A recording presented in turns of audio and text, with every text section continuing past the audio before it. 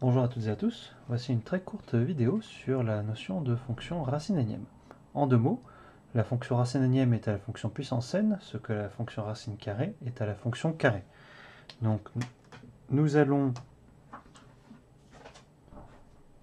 en donner une définition un peu plus précise.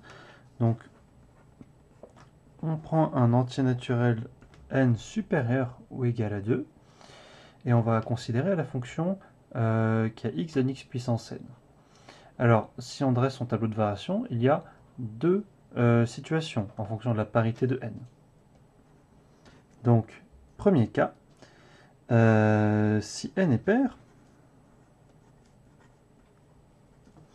la fonction qui a x donne x puissance n réalise une bijection de R+ sur R+. Ça, c'est parce que c'est une fonction continue, strictement croissante. Et donc, on note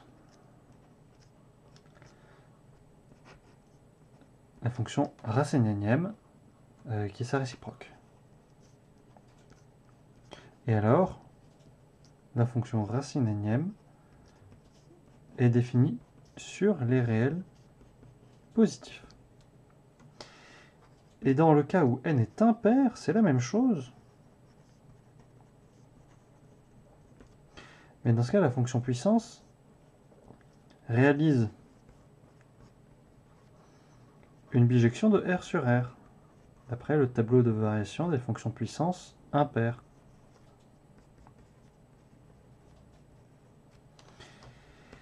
Et on note toujours la fonction racine énième, sa réciproque ainsi. Et donc notamment la fonction racine énième est dans ce cas définie de R dans R. Et bien entendu, la fonction racine deuxième, on l'appelle fonction racine carrée, puis on ne note pas le petit m. Donc ce que l'on a par exemple, c'est que moins 2 au cube égale 8, égale moins 8, pardon. Donc la racine cubique de moins 8, c'est moins 2. En français, si n est pair, et si x est un nombre positif ou nul, racine énième de x est l'unique nombre t vérifiant t puissance n égale et l'unique nombre t positif, vérifiant racine énième de vérifiant t puissance n égale x. Si n est un nombre impair, si x est un réel quelconque, eh bien racine énième de x est l'unique réel t vérifiant t puissance n égale x. Encore une fois. Donc attention aux différences d'ensemble de définition, surtout en fonction de la parité de n. Et ce que l'on peut observer, c'est dans le cas où x est strictement positif, on peut exprimer la fonction racine énième avec des puissances. Donc on peut remarquer que si x et y sont deux réels positifs et n un entier naturel non nul, eh bien on a y égale x puissance n équivaut à x égale y puissance 1 sur n, d'après ce que l'on a dit précédemment sur les puissances non entières. Donc ce que l'on obtient immédiatement, c'est que si on a x un nombre strictement positif et n un entier naturel non nul, on peut prendre n supérieur ou égal à 2, sinon ce n'est pas très intéressant. Eh bien, racine énième de x, c'est x puissance 1 sur n. Ça, c'est immédiat d'après ce que l'on a dit sur les puissances non entières.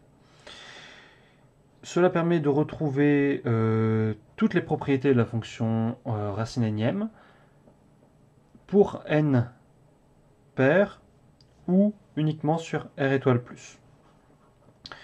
Cela dit, on peut retrouver toutes les propriétés uniquement par le tableau de variation de la fonction puissance n. et par les propriétés d'une réciproque. Donc quelles sont ces propriétés? La fonction, donc si je prends n un entier supérieur ou égal à 2, la fonction racine énième est toujours strictement croissante. Alors, sur R+, ou sur R? Continue. Sur R+, ou sur R, en tant que réciproque. Dérivable sauf en 0. Pourquoi? Eh bien parce que la fonction qui a x donne x puissance n a une dérivée qui s'annule toujours exactement en 0. Et qui sinon est strictement positive. Alors sur R+, pour les puissances impaires, pour les puissances paires, pardon, sur R tout entier pour les puissances impaires. Et on peut calculer au moins pour x strictement positif la dérivée de ceci. Donc si x est strictement positif, on dérive facilement la racine énième comme avec la puissance 1 sur n ou en revenant à la dérivée de la fonction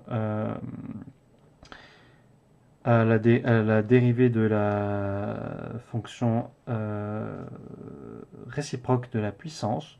Le plus simple, c'est peut-être de le voir ainsi. Donc, on dérive comme une puissance.